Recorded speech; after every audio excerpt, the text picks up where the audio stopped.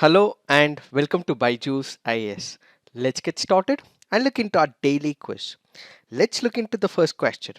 Which one of the following statements is the best description of Minsk agreement? It is an agreement between Ukraine and Russia to resolve the conflict in eastern Ukraine. It is an agreement between England and France to resolve the dispute over access to waters around Jersey Island. It is an agreement between Armenia and Azerbaijan to resolve Nagorno-Karabakh conflict. It is a collective defense treaty between Russia and 7 other countries in Central and Eastern Europe. Which of the statement best describe about Minsk agreement?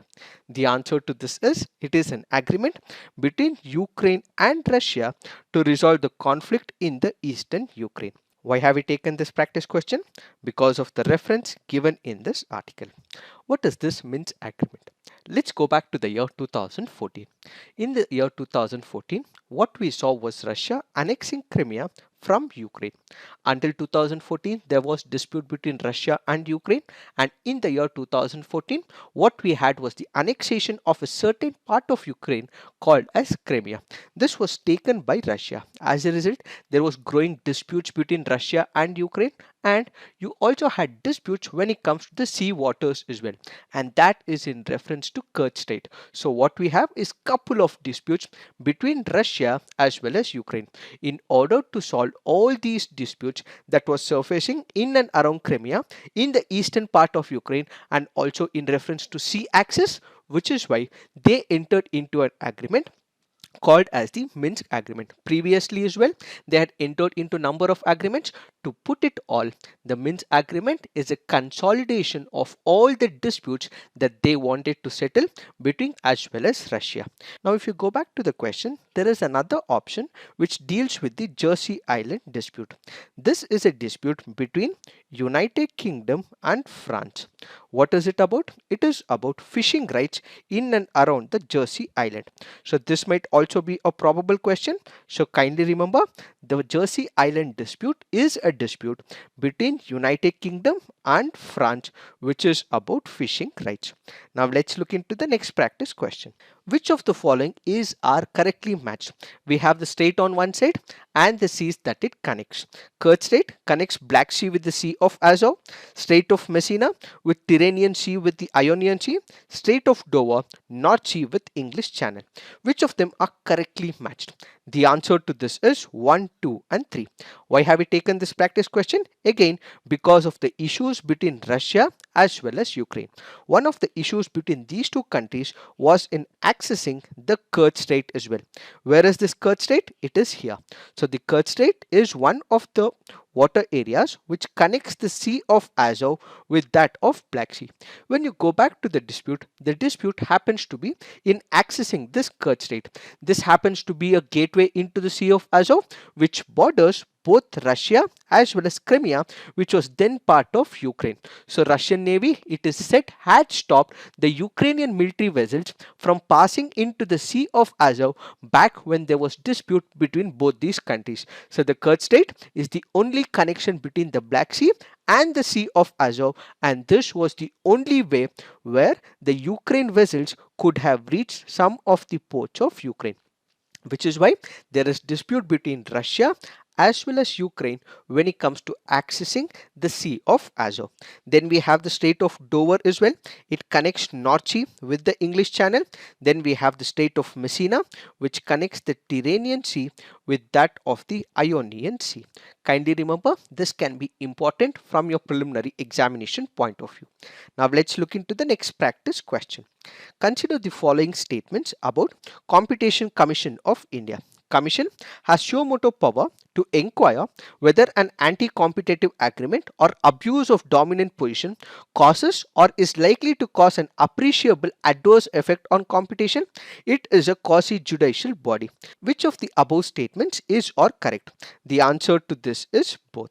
When you look into the first option, it says that the Competition Commission of India has the suo motu power to inquire. Yes, the Competition Commission of India has the power.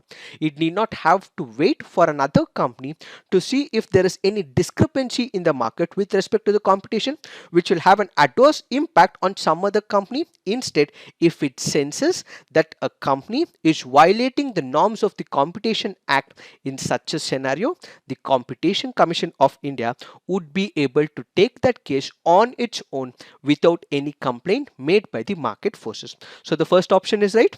And when it comes to the Competition Commission of India, yes, it is a quasi-judicial body. So what does it do? It does pass orders in case a particular company is violating the competition norms of the country. What do we mean by this quasi-judicial body? Basically, we have the court of law.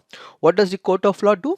It looks into all the cases that comes to the court of law. So the court of law, that is the judiciary, will take all types of cases irrespective of what the case is. But when it comes to quasi-judicial body like the Competition Commission of India, or let's say for example, we have the NJT, they basically have a restriction. These restrictions are given in that statutory provision.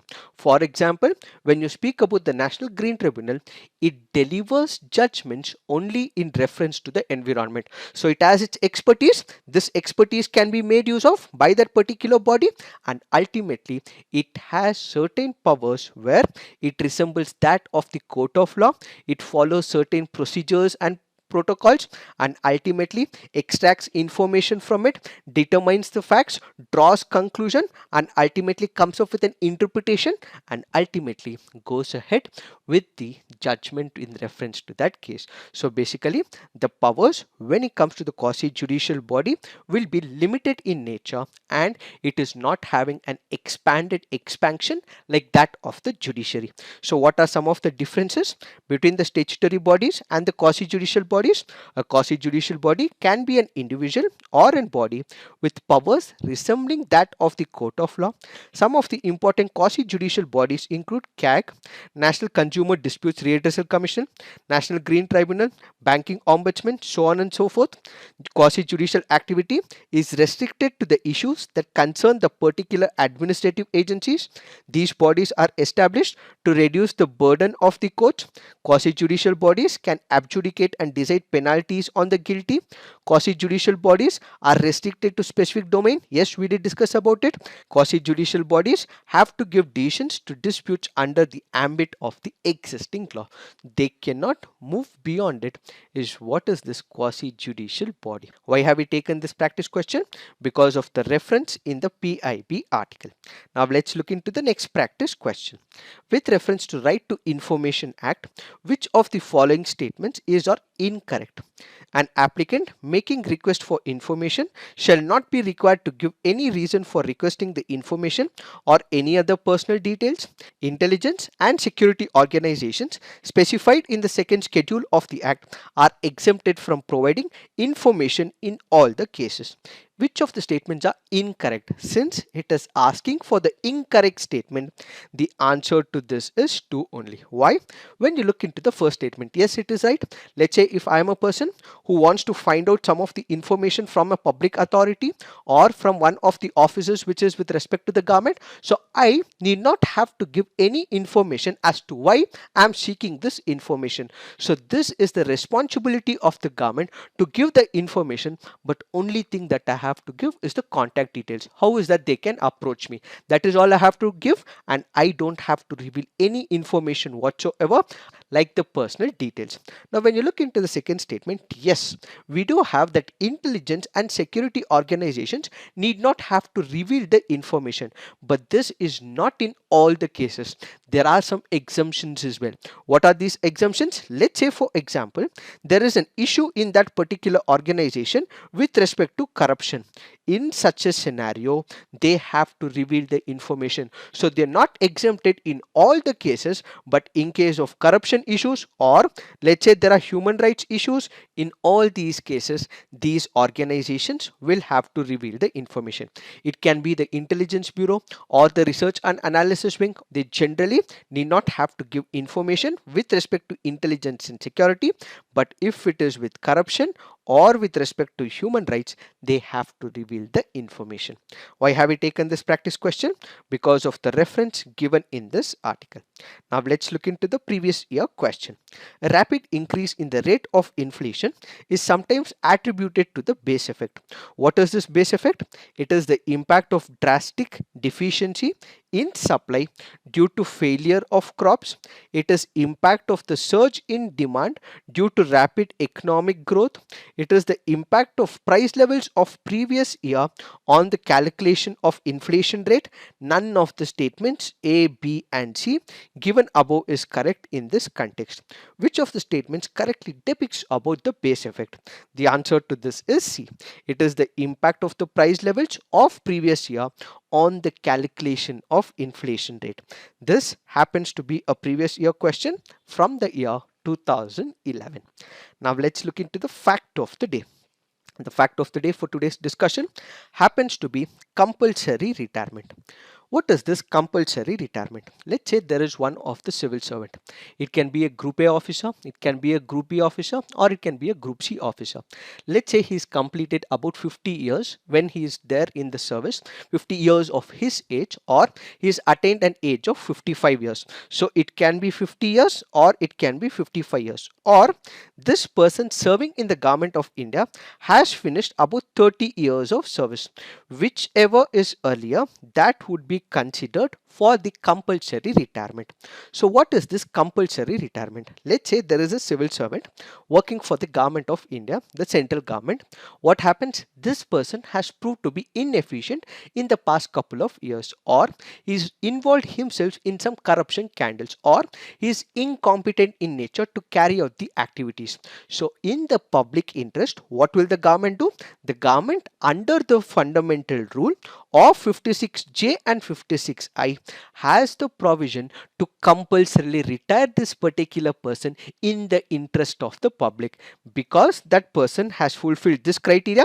So he's 50 or 55 years of age, or he's 30 years he's completed as service in the government of India, whichever is earlier. So if he's fulfilled this particular criteria, the government can ask that particular person to retire compulsorily because he is proved to be inefficient, or there has been growing corruption cases against this particular person.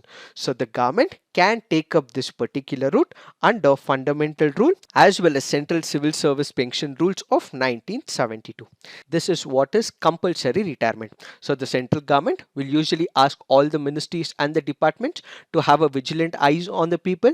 The Department of Personnel and Training will also give guidelines to the ministries as well as government departments to conduct what is called as the quarterly review of the officials, and if they are able to ascertain that the person is not working for the government, has engaged in activities against the public interest, such person can be prematurely or compulsorily retired. Apart from the laws that are in place for the compulsory retirement, let's look into the Supreme Court case of Baikunath Nath Das versus Chief District Medical Officer, which has given certain parameters with respect to compulsory retirement. It has said an order of compulsory retirement is not always a punishment. It implies no stigma nor any suggestion of the misbehavior. That is because in some cases it might be because of the complacency, or the person is not able to meet the standards as prescribed by the government. So in all cases it is not actually a penalty, but in cases it can also be premature retirement. So an order of compulsory retirement is not always a punishment, says the Supreme Court of India. Order has to be passed by the government on forming the opinion that it is in the public interest to retire a government order. So the government should have reports in its hand. This can be a subjective interpretation of the government and its officials. So they need to have an order, a report to evaluate this particular process is the second principle. The third says principles of natural justice have no place in the context of an order of compulsory retirement. Confused? Yes. Usually when you look into all the court cases, natural justice principle becomes very important. What does this natural justice, there are two parties in any petition, so both the parties will have to be heard. But the Supreme Court here says that natural justice need not be considered, which means initially it need not be considered, but if the intention of the government is malified, or there are no reports and evidence against that particular person, and if it happens to be on an arbitrary condition, that is when judicial scrutiny can also picture in. The fourth principle says the government or the review committee, as the case may be, shall have to consider entire record of service before taking a decision in the matter. It is not just one instance or two instances, but the past of the person, how he has served the central government, will have to be taken cumulatively, and ultimately this order needs to be passed, says the Supreme Court. It is this that we have to understand in reference to this article. So this is it for today. Thank you for watching. All the best.